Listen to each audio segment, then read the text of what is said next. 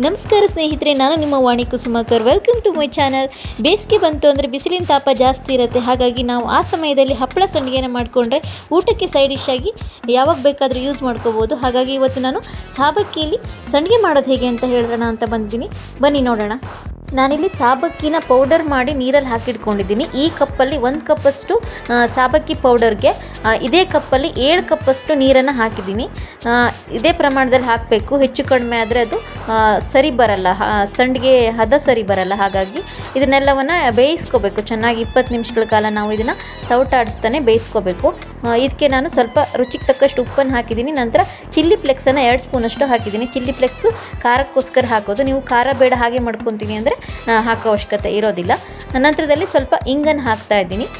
ಇಂಗು ಹಾಕೋದ್ರಿಂದ ಸಂಡಿಗೆಯ ಟೇಸ್ಟ್ ತುಂಬಾ ಚೆನ್ನಾಗಿ ಬರುತ್ತೆ. ಇದನ್ನು ನಾವು ಒಂದು 20 ನಿಮಿಷ ಮೀಡಿಯಮ್ ಫ್ಲೇಮಲ್ಲಿ ಬೇಯಿಸ್ಕೋಬೇಕು. ಸೌಟಾಡಿಸ್ತಾನೆ ಇರಬೇಕು. ಯಾಕಂದರೆ ಸೌಟಾಡಿಸ್ತಾ ಹಾಗೆ ಬಿಟ್ಟುಬಿಟ್ರೆ ತಳ ಹಿಡಿದು ಬಿಡುತ್ತೆ. ಹಾಗಾಗಿ ಈ ಥರ ಮಾಡಿ ಸ್ವಲ್ಪ ಗಟ್ಟಿ ಆಗೋವರೆಗೆ ಇದನ್ನು ಬೇಯಿಸ್ಕೋಬೇಕು. ತೀರಾ ಗಟ್ಟಿ ಆಗೋದು ಬೇಡ, ಯಾಕಂದರೆ ತಣ್ಣಗಾದ ಮೇಲೆ ಸಾಬಕ್ಕಿ ದಪ್ಪ ಆಗುತ್ತೆ. ಇವಾಗ ನಾನು ಸ್ಟವ್ ಆಫ್ ಮಾಡಿ ಇದನ್ನು ತಣಿಯೋಕೆ ಬಿಟ್ಟಿದ್ದೀನಿ. ತಣ್ಣಗಾಗಿರೋ ಸಾಬಕ್ಕಿನ ಒಂದು ಪ್ಲಾಸ್ಟಿಕ್ ಕವರ್ ಮೇಲೆ ಈ ಥರ ಹಾಕ್ಕೊಳ್ತಾ ಹೋಗಬೇಕು ಒಂದೊಂದಾಗೇ. ನೀವು ದೊಡ್ಡ ಸೈಜ್ ಬೇಕು ಆದರೆ ದೊಡ್ಡದಾಗಿ ಮಾಡ್ಕೋಬೋದು. ನಾನು ಚಿಕ್ಕದಾಗಿ ಬಿಟ್ಕೊಳ್ತಾ ಇದ್ದೀನಿ.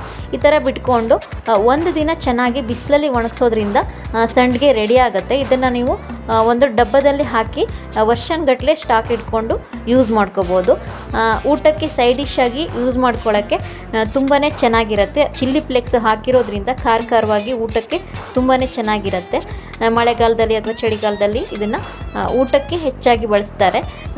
ತುಂಬಾ ಚೆನ್ನಾಗಿ ಬರುತ್ತೆ. ಕ್ರಿಸ್ಪಿಯಾಗಿ ಮತ್ತು ಖಾರವಾಗಿ ಟೇಸ್ಟಿಯಾಗಿರುತ್ತೆ. ನೀವು ಒಮ್ಮೆ ಮನೆಯಲ್ಲಿ ಟ್ರೈ ಮಾಡಿ ಹೇಗಾಯಿತು ಅಂತ ಹೇಳಿ ನನಗೆ ಕಮೆಂಟಲ್ಲಿ ತಿಳಿಸಿ.